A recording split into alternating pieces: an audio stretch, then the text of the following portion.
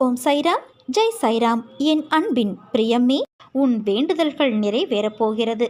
இன்னும் 2 நாளில் உன் வேண்டுதல்கள் நிறைவேறப் போகிறது. அடுத்த நாளே நீ என்னை காண ஓடி வருவாய் என் சன்னதிக்கு. உன் வாழ்வு பூத்து குலுங்கப் போகிறது. அழகிய பூங்காவனமாய் மாறப்போகிறது. நாம் ஏதாவது பேசும்போது நமது ஆளுமையை உருவாக்குகின்றோம். நமது வார்த்தைகள் நம்மை வரையறுத்து நமது நம்பகத்தன்மைக்கு வடிவம் கொடுக்க தொடங்குகின்றன. நம் வார்த்தைகளுக்கு அர்த்தம் கொடுக்க வேண்டும். எதை சொன்னமோ அதை சொல்லும் நேரத்தில் அர்த்தம் வேண்டும், அல்லது வரப்போகும் நேரத்தில் அர்த்தம் பெற வேண்டும். இல்லையெனில் நம்மை நம்ப முடியாதவர் என்றே சொல்லலாம். உங்கள் வார்த்தைகள் அனைத்தையும் சாயியிடம் அர்ப்பணியுங்கள். அவர் சார்பாக அவரிடம் பேசுங்கள். எளிமையானது. உங்கள் சக்திகள் அனைத்தும் உங்கள் வார்த்தைகளில் கவனம் பெற அவர் உறுதி செய்வார். செய்து பாருங்கள். சாய் உங்கள் வார்த்தைகளையும் உங்கள் வாழ்க்கையையும் எப்படி வடிவமைக்கிறார் என்பதை நீங்களே உணர முடியும். உன் கவனத்தை வழிப்படுத்தி உன் லட்சியத்தில் வெற்றி பெற வேண்டும் என்றால் ஒன்றை நீ நன்றாக நினைவில் வைத்துக் கொள்ள வேண்டும். நீ நினைத்தது உன்னிடத்தில் நடக்கவில்லை என்றால் அதைவிட உயர்ந்த மேலான விஷயங்கள் நடக்கப் போகிறது என்று அர்த்தம். ஆனால் நீ அதை ஏற்றுக்கொள்ள மனமில்லாமல் உன்னிடத்தில் நடக்காமல் போனதை பற்றியே எந்நேரமும் மனதில் கொண்டு கவலைப்படுகிறாய். எது நடந்ததோ அது நடந்ததாகவே இருக்கட்டும். இதுவரை நீ பெற்ற அவமானம், ஏமாற்றம், துரோகம் ஆகியவை மூலம் நீ கற்ற அனுபவங்களை மட்டும் மனதில் கொண்டு இனிமேல் நடக்கப் போவதை பற்றிய உன் சிந்தனை இருக்க வேண்டும். அதுதான் உன் லட்சியத்தை அடைய வழிவகுக்கும். நீ எதற்கும் பயப்படாதே, கலங்காதே. நிதானமாக யோசித்து செயல்படு. நிச்சயம் வெற்றி பெறுவாய். இதுவரை தோற்றதையும் நம்பிக்கை இழந்ததையும் மரண விளிம்பிற்கு சென்ற எண்ணத்தையும் மறந்துவிடு. என் வார்த்தைகள் மீது நம்பிக்கை வைத்து செயல்படு. வாழ்க்கையில் உன்னை வசந்தத்திற்கு அழைத்து செல்வேன். இன்னும் சிறிது காலத்திற்குள் எல்லாம் முடிவரும். நீ செல்வ வளங்களை பெற்று சீரும் சிறப்புமாய் மகிழ்ச்சியான வாழ்க்கையை பெறுவாய். நம்பிக்கையோடு செயல்படு. வசந்த காலம் உனக்காக காத்திருக்கிறது. நல்லதே நடக்கும். நீ என் பரிபூரண அருளும் ஆசீர்வாதமும் அன்பும் பெற்ற என் செல்ல பிள்ளை. உன் பிரார்த்தனைக்கு பதில் அளிக்க தொடங்கிவிட்டேன். உனக்கு வந்த தடைகள் எல்லாம் அகற்றிவிட்டேன். இனி உன் வாழ்வில் அனைத்தும் ஜெயமே. ஏதாவது ஒரு ரூபத்தில் வந்து உனக்கு உதவி செய்வேன். உன் துன்பம் தீரும் என்பது மட்டும் நிச்சயம். என் உண்மையான உருவத்தில்தான் நான் வருவேன் என்று நீ ஏங்கி நிற்காதே. நான் எந்த வடிவிலும் உனக்காக வந்து உதவி செய்வேன். உன் மனநிலை இன்று தெளிவான நீரைப் போல, மேகத்தைப் போல இருந்தது. உன் மனதில் உள்ள எண்ணங்கள் இன்று பிரதிபலித்த விஷயங்களை நான் உணர்கிறேன். உன் மனதில் உள்ள வழிகளை மறந்து ஒரு யதார்த்தத்தை புரிந்து கொண்டாய். நான் என்ன செய்கிறேன் என்று தெரியவில்லை. ஆனால் எனக்கான ஒரு பாதையில் என் சாயப்பா என்னை நடக்க வைக்கிறார். அது கண்டிப்பாக என் குறிக்கோளை அடைய செய்யும். என்னை காயப்படுத்தி முதுகில் குத்தி நம்பிக்கை துரோகத்தை செய்தவர்கள் அனைவரிடமும் எப்படி நான் அதை கடக்க வேண்டும், சகித்து கொண்டு போக வேண்டும் என்ற என் சாயப்பா சொன்னதை நான் கடைபிடிக்க வேண்டும் என்ற உயரிய நடைமுறையில் உள்ள நோக்கம் நிச்சயம் உன்னை எல்லா விதமான எதிர்மறையான சூழ்நிலைகளை சவாலாக எடுத்து துணிந்து அதை தைரியத்தோடு கடக்க செய்யும். ஒரு பழமொழி கேள்விப்பட்டிருக்கிறாயா? தனிமரம் என்றும் தோப்பாகாது, ஆனால் தோப்பில் உள்ள எல்லா மரங்களும் தனி மரம்தான். இதை நினைவில் வைத்துக்கொள். உன்னை சுற்றி 1000 பேர் இருந்தாலும் இல்லாவிட்டாலும் நீ தன்னிச்சையாக செயல்பட முடியும். அதற்கு அர்த்தம் யாரையும் அவமதிப்பு என்று கருதக்கூடாது. உன்னை சுற்றி இருப்பவர்களுக்காக நீ இழந்த உன் தனித்துவத்திற்காக இதை கூறுகிறேன். எப்போதும் உன் சாய்தேவாவின் அருளும் ஆசியும் உனக்கு உண்டு.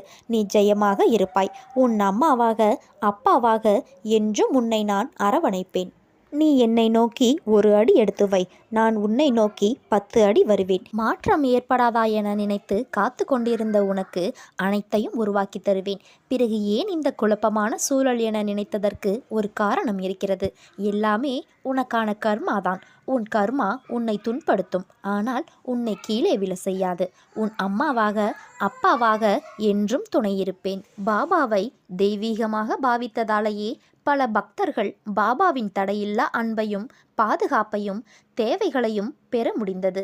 அதாவது நாம் நினைவில் கொள்ள வேண்டியது அவரிடம் உள்ள தெய்வீகத்தன்மையை.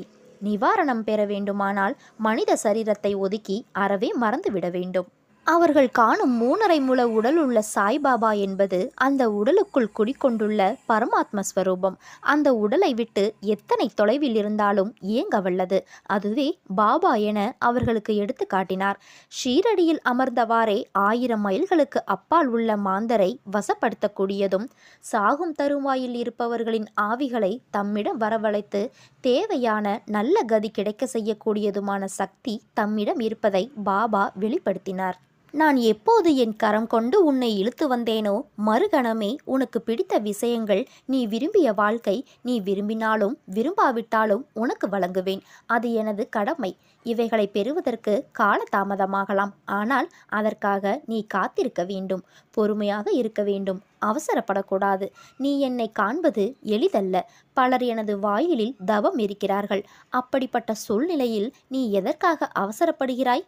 ஏன் இந்த பதட்டம்? பாதுகாப்பு வளையமாக உன்னையே சுற்றி வருகிறேன். உன்னை இதுவரை என் பொக்கிஷமாக வைத்திருக்கிறேன். நீ விரும்பியபடி வாழ்க்கையை உனக்கு நான் கொடுக்கப் போகிறேன். அதை நீ பக்குவமாக வைத்துக்கொள்ள வேண்டும். புரிந்து கொண்டு வாழ கற்றுக்கொள். நீ எப்போது என்னை முழுவதுமாக புரிந்து கொள்கிறாயோ அப்போதே எனது தரிசனமும் பரிபூரண ஆசிர்வாதமும் உனக்கு கிடைக்கும். உன்னை பற்றி யார் எப்படி வேண்டுமானாலும் பேசட்டும், எதை வேண்டுமானாலும் செய்ய முற்படட்டும், எதை பற்றியும் கவலைப்படாதே. நீ எதை செய்ய நினைத்தாலும் நீயாக செய்.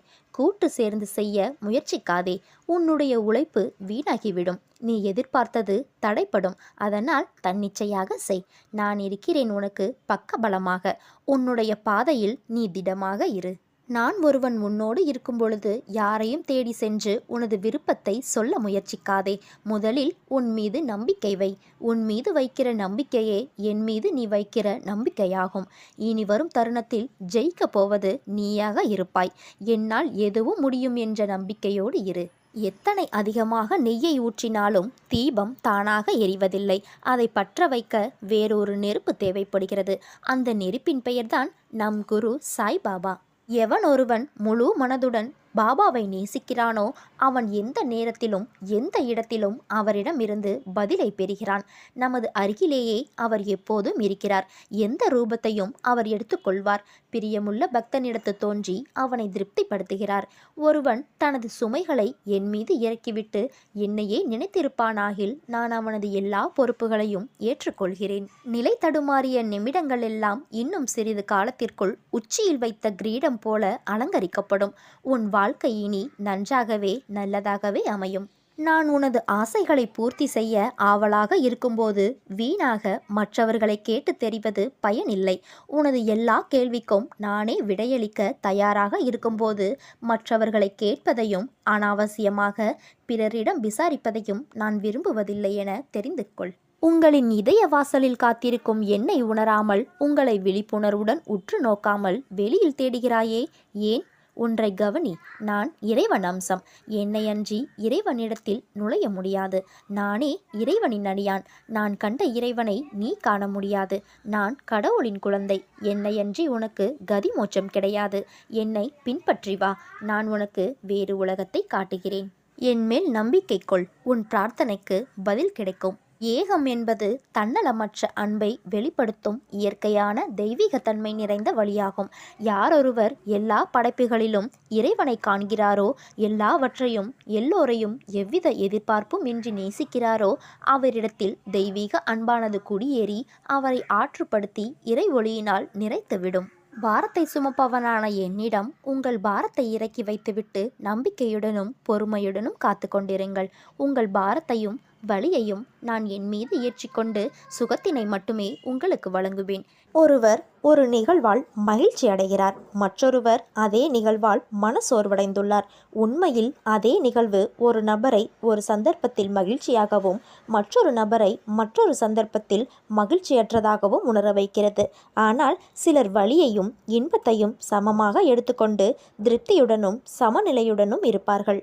உண்மை என்பது ஈசா உபனிஷத்தின் சாராம்சம் மற்றும் உண்மையை போதிப்பதற்காக பாபா தாஸ்கனுவை தீட்சித்தின் வீட்டிற்கு அனுப்பினார். அங்கு பணிப்பெண் அதை அறிவூட்டுவார். வேலைக்காரி ஒருவர் கிழிந்த புடவையில் உடுத்தியிருந்த நிலையில் வீட்டு வேலைகளை செய்தும் பாடியும் விளையாடியும் மகிழ்ந்தாள். புது புடவை உடுத்திய போதும் அவளுக்கு அதே மகிழ்ச்சி. மறுநாள் புது புடவையை பெட்டிக்குள் வைத்துவிட்டு பழைய சேலையை உடுத்திக்கொண்டு தன் வேளையில் மகிழ்ச்சியுடன் பாடிக்கொண்டிருந்தாள். கடவுள் கொடுத்ததை மனிதன் அனுபவிக்க வேண்டும் என்ற பாடத்தை தாஸ்கனு கற்றுக்கொண்டார். கடவுள் எல்லாவற்றிலும் எல்லா இடங்களிலும் இருக்கும்போது ஒன்றை ஏற்றுக்கொண்டு மற்றொன்றை நிராகரிப்பது முட்டாள்தனமல்லவா? எது நடந்தாலும் அது கடவுளின் விருப்பத்தால் நிர்ணயிக்கப்பட்டது. அது இறுதியில் நம் சொந்த நன்மைக்கே என்ற நம்பிக்கையுடன் ஒருவரின் சொந்த விஷயத்தில் திருப்தி அடைவது நம்மை மகிழ்ச்சி அடைய செய்கிறது. நாம் ஏமாற்றம் அல்லது அதிருப்தியை உணரும் போதெல்லாம் அனைவரிடமும் எல்லாவற்றிலும் எல்லா இடங்களிலும் இருக்கும் பாபாவின் பிரசன்னத்தை நினைவில் கொள்ள வேண்டும். நம் இருண்ட முகங்களை ஒளிர செய்யும் சாயியின் ஆசிர்வதிக்கப்பட்ட புன்னகையில் நம் மனதையும் ஆன்மாவையும் நிலைநிறுத்தி திருப்தியும் அடைய வேண்டும். உனது கர்மத்தின் விளைவினில் பிறர் நலம் அடங்கியிருக்கிறது என்பதை உணர்ந்தால் அதிலிருந்து யாருக்காகவும் எதற்காகவும் பின்வாங்க வேண்டிய அவசியமில்லை. கர்மத்தை முன்னைவிட தீவிரப்படுத்து. எது வந்தாலும் உனது இருப்பை அதுவே நிலைநிறுத்திவிடும். எங்கிருந்தோ ஒரு கருமம் உன்னை தாக்குகின்றது என்றால் அது என்றோ நீ விட்டு சென்றதன் பதிவே. ஒருமுறை உன்னை நீயே விழிப்புணர்வுடன் திருப்பி பார்த்துக்கொள். கர்மத்தை நீ உருவாக்குகின்றாயா இல்லை அது உன்னை உருவாக்குகின்றதா என்பதை தெரிந்து கொள். உருவாக்குவது நீ என்றால் அதை கட்டுப்படுத்தும் சக்தியும் உன்னிடம்தான் இருக்க வேண்டும். அது உன்னை உருவாக்கியது என்றால் அதை அழித்திடும் ஆற்றலும் உன்னிடமேதான் இருந்தாக வேண்டும். ஆம், அது உன்னை நோக்கி வருவதற்கான பாதையை நீயேதான் திறந்து விட்டிருப்பாய். வரும் பாதையை அடைத்துவிட்டால் வருவது தானாகவே நின்றுவிடும். நின்றுவிட்டது உன்னில் அது உருவாக்கிய கர்மத்தின் தீவிரத்தை அதிகரிக்கும் அல்லது குறைக்கும். இரண்டில் ஏதாவது ஒன்று வெளிப்பட்டுதான் தீரும். வெளிப்படுவதை மடைமாற்றம் செய்ய கற்றுக்கொண்டால் உன்னை சுற்றி எந்த கர்மத்தின் வினைப்பயனும் நெருங்காமல் இயல்பாகவே தடுத்து நிறுத்தப்பட்டுவிடும். நீ மையத்தை நோக்கி நகர துவங்கி விடுவாய். ஒரு உயிரின் மறுதலிப்பு, அதாவது சக மனிதர்களை தாக்கி ஏளனம் செய்து பேசுகின்றவர்கள் சக உயிரை வலிக்கவும் வலுப்படுத்தவும் செய்யும். வலியாக உணர்ந்தவன் விதியை நொந்து தன்னை வலிக்க வைத்தவனிடம் இருந்து விலகுவதோடு மட்டுமல்லாமல் ஒட்டுமொத்த வாழ்க்கையையும் சீரழித்து மரணித்து விடுவான். ஆனால் அவ்வழியையே வழியாக்கி ஏன் இந்த மறுதலிப்பு? மறுதளித்தலின் மூலம் என்ன? எது அவனை மறுதளிக்க வைத்தது? என்னிடம் இல்லாத ஒன்று அவனிடம் எது இருக்கின்றது? அதனை பெறுவதற்கு நான் எத்தகைய முயற்சியையும் மேற்கொள்ள வேண்டும் என்ற சிந்தனையை கூர்மைப்படுத்தி அந்நிலையை அடைவதற்கான செயல்முறைகளை வலுப்படுத்துபவன் மறுதளித்தவனை விட உயர்வான தன்மையை அடைந்து ஒளியாகி விடுவான். பெரும்பாலான மக்கள் எந்த வழி ஏற்பட்டாலும் அந்த வழியை சுற்றியே தனது சிந்தையை செலுத்தி பல ஆண்டு காலம் கழிந்தாலும் நொந்து அழுவார்கள். அழுவதாலும் வழியை கொடுத்தவர்களை பற்றி சிந்திப்பதாலும் உன் நிலை மாறிவிடப் போகின்றதா? இல்லைதானே? வழியில் உழல்வதை காட்டிலும் அதை கடந்து வழியை ஏற்படுத்தியவர்களே உன்னை வணங்கும் தன்மையை எடுத்துக்கொண்டால் உத்தமம்தானே? இத்தகைய தன்மையை எடுத்தவனே துருவன். தனது தந்தையின் மடியில் அமரவிடாமல் துரத்தியடிக்கப்பட்டதன் வழியை வலிமையாக்கி தவமாக்கினான். அதாவது தந்தையின் அன்பை பெறுவதற்கு என்ன செய்ய வேண்டும் என்பதை வழியாக்கினான். வழியை மறந்ததால் பரம்பொருளையே தனது தந்தையாக்கினான். விரட்டி அடித்தவர்களே ஓடி வந்து அவனின் வழியின் வல்லமை கண்டு வணங்கி நின்று ராஜ்யத்தையே சமர்ப்பித்தனர். துருவன் அனைத்து நட்சத்திர சக்திகளின் மையத்தில் நிற்பவனாவான். இது ஒரு உயர் பரிமாணம். எது தன்னை பாதித்தது என்பதை தனக்குள் பார்த்தான். பார்த்ததனால் பார்த்த சாரதியான மகாவிஷ்ணுவை பார்ப்பவனானான். இவ்விடத்தில் பார்த்தவனும் பார்க்கப்படுபவனும் ஒன்றானது ஒளியானது. ஒளியானது ஒளிகளுக்கெல்லாம் வழியான துருவ நட்சத்திரமானது. துருவம் நட்சத்திரம் என்பது ஒளி மட்டும் அல்ல, வழியை நீக்கும் பரந்தாமனின் வழி வசியமாகிறது என்பதனை உணர்ந்தால் மேன்மை நிலையை நீங்கள் நிச்சயம் அடைவீர்கள். உன் துயரங்கள், வியாதிகள், கடன் சுமைகள் அனைத்தும் உன்னை விட்டு விலகும். கூடிய விரைவில் நீ விரும்பும் எண்ணங்கள் நிறைவேறும். செல்வம் பெருகும். உனது வளர்ச்சியையும் நீ மகிழ்ச்சியாக இருப்பதையும் பார்ப்பதற்கே நான் உன்னோடு வந்து கொண்டு இருக்கிறேன். துயரங்களின் தாக்கத்தை தாங்க முடியவில்லையே என்று புலம்பாதே. உன் பாரத்தின் பெரும் பகுதியை நான் உனக்காக சுமந்து கொண்டிருக்கின்றேன். உன்னை நான் எந்த நேரத்திலும் கைவிட மாட்டேன்.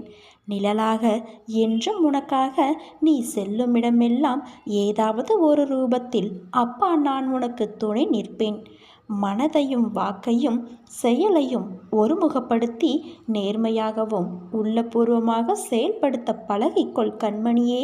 அவ்வாறு நீ உன் வாழ்வில் செயல்பட துவங்கினால் உன்னுடைய துக்கங்கள் அனைத்தும் ஒரு முடிவுக்கு வரும். அனைத்து துன்பங்களும் விலகும். உன் வாழ்வில் என்ன நடந்தாலும் உனது நன்மைக்காக மட்டுமே நான் நடத்துகிறேன் என்பதை நீ நம்ப வேண்டும். என் குழந்தையாகிய நீ எதற்கும் பயப்பட வேண்டாம். எல்லாம் நீ விரும்பியது போல நல்லதாகவே நடக்கும். இது உன் அம்மாவாக அப்பாவாக இருக்கும் இந்த சாய்பாபாவின் சத்திய வாக்கு. உனக்கு எல்லா மங்களங்களும் விளையும். எந்த ஒரு சூழ்நிலையிலும் கவலை கொள்ளாதே. உனக்கு எல்லா சூழ்நிலைகளிலும் நான் துணை நிற்பேன். உனது வாழ்க்கையில் இக்கட்டான நிலையில் எடுக்க வேண்டிய முடிவை நீயே முடிவு செய் தங்கமே. உன்னுள் இருக்கும் நான் அதற்கு உதவியும் புரிவேன். உன் செயல் அனைத்துமாக உன் சாயப்பா நான் இருப்பேன். நீ எங்கிருந்தாலும் சரி, என் முன்னர் மன்றாடி பக்தியுடனும் விசுவாசத்துடனும் கை நீட்டினால் நான் உன்னுடைய பக்திக்கும் விசுவாசத்திற்கும் ஏற்றவாறு இரவு பகலாக உன் பின்னால் திடமாக நிற்பேன். இந்த சாயப்பாவின் ஆசீர்வாதத்தால் உன் வாழ்க்கையில் ஒரு அதிசயமிக்க நிகழ்வு நடக்கப் போகிறது. உன் வாழ்க்கை அழகாகப் போகின்றது. நான் உன்னை உன் வாழ்க்கையில் கரை சேர்க்கப் போகின்றேன். நானே கதி என்று இருக்கும் உன்னை எப்படி பாதையில் விட்டு விடுவேன்? இன்னும் சிறிது காலத்தில் நீ எதிர்பார்த்தது உன் கையில் வந்து சேரும் தங்கமே. அதுவரை சாயப்பாவின் மேல் நம்பிக்கை வைத்து பொறுமையாக இரு. அனைத்தையும் நிகழ்த்துபவன் நான். உன் வாழ்க்கையில் என் அனுமதியின்றி ஒரு இலை கூட அசையாது. எல்லா சந்தர்ப்பங்களிலும் உன்னை அன்போடு அரவணைத்து கொண்டுதான் வருகின்றேன். என் பிள்ளை உனக்கு செய்ய வேண்டியதை தக்க சமயத்தில் நன்கு செய்வேன். சற்று பொறுமையாக இரு. என் மீது நம்பிக்கையாக இருக்கும்போது உனக்கான நியாயத்தை நான் செய்யாமல் போவேனா? நீ இழந்த அனைத்தையும் மீண்டும் பெறுவாய். அதற்கு உன் சாயப்பா நான் பொறுப்பு. நீ விரும்புவது தாமதமாவது உன் கர்ம வினையால். உன் சந்தோஷத்திற்காக உன் கர்மாக்களை தட்சணையாக நான் எடுத்துக்கொண்டு உனக்கு புண்ணியத்தை உண்டாக்கி கொண்டு இருக்கின்றேன். உன் கர்ம வினைகளை விரைந்து முடிக்கவே நானும் இங்கு உனக்காக போராடி கொண்டு இருக்கின்றேன். அதுவரை நீ சற்று அமைதியாக இரு. நீ என்னிடம் எதையும் வேண்டினால்தான் நான் செய்வேன் என்று அல்ல. உனக்கு எதை எப்பொழுது எப்படி செய்ய வேண்டும் என்று எனக்கு தெரியும். உனது ஆசைகள் எண்ணங்கள் அனைத்தும் கூடிய விரைவில் நிறைவேறும் கண்மணி. நாம் கடந்த காலத்தில் நடந்த விஷயங்களை பற்றி கவலைப்படக்கூடாது. எதிர்காலத்தில் நடக்கும் விஷயங்களை பற்றி யோசிக்கக்கூடாது. நிகழ்காலமே நம் கைகளில் இருக்கிறது. லட்சியத்தை அடைய விரும்புபவன் நிகழ்காலத்தில் மட்டுமே வாழ்வான். பந்த பாசமே துன்பத்திற்கு காரணம். ஒருவன் இன்பமாக வாழ வேண்டுமானால் பற்றற்ற நிலையில் இருக்க வேண்டும். எவன் எதிர்காலத்தை சந்திக்க தயாராக இருக்கிறானோ, கிடைக்கும் சந்தர்ப்பத்தை சரியாக பயன்படுத்திக் கொள்கிறானோ, அவன் எப்போதும் மகிழ்ச்சியாக இருப்பான். வெறும் அதிர்ஷ்டத்தை நம்புபவன் அழிந்து போவான். ஒரு மன்னன் தவறு செய்தால் அவன் கீழ் உள்ளவர்கள் தவறு செய்வார்கள். ஆதலால் மன்னன் ஒவ்வொரு செயலையும் நன்கு ஆலோசனை செய்து செய்ய வேண்டும். ஆன்மீக வழியில் வாழாதவன் வாழ்ந்தாலும் இறந்தவனாவான். ஆன்மீக வழியில் வாழ்ந்தவன் இறந்தாலும் உயிருள்ளவனாவான். தான் விரும்பும் அனைத்தையும் அடைந்தவனாவான். அனைத்தும் இறைவன் கையில் உள்ளது. கிடைப்பதை கொண்டு நாம் திருப்தி அடைய வேண்டும். பசு கன்று 1000 பசு கூட்டத்திலும் தன் தாயை அடையாளம் கண்டு அதை பின்தொடரும். அதுபோல கெட்டவன் கெட்டவர்களுடனும் நல்லவன் நல்ல நண்பர்களுடனும் செல்கின்றான். இந்த உலகில் 3 ரத்தினங்கள் உள்ளது: உணவு, நீர், இன்சொல். வெறும் கற்களான முத்து, பவளம் போன்றவற்றை முட்டாள்களே ரத்தினம் என்று கூறுவர். நாம் செய்யும் காரியங்களின் பலனையே நாம் அடைகின்றோம். நல்லதும் கெட்டதும் நம் செயல்கள் மூலமே விளைகின்றது. முன் செய்த பாவ புண்ணிய பலன்களை நாம் இன்று அனுபவிக்கிறோம். கலங்காதே, நான் இருக்கிறேன் உன்னோடு எங்கும் எப்போதும். இன்றோடு நீ போராடும் பெரிய பிரச்சனையை அதிசயமாய் நன்மையில் முடிய செய்ய போகிறேன். சரணாகதி என்றால் என்ன என்பது நமக்கு தெரியாமல் இருக்கலாம். ஆனால் தம்மிடம் வரும் பக்தரை பாபா ஒரு நாளும் கைவிட மாட்டார். யார் சாய்பாபாவிடம் சரணடைகிறார்களோ அவர்கள் அதிர்ஷ்டசாலிகள். பாபாவின் ஒரு பார்வை பிச்சைக்காரனையும் ராஜாவாக்கிவிடும். நாம் நம்பிக்கையோடு இருந்தால் நல்லதே நடக்கும். சாயிருக்க பயமேன். ஓம் சைராம். ஜெய் சாய்ராம்.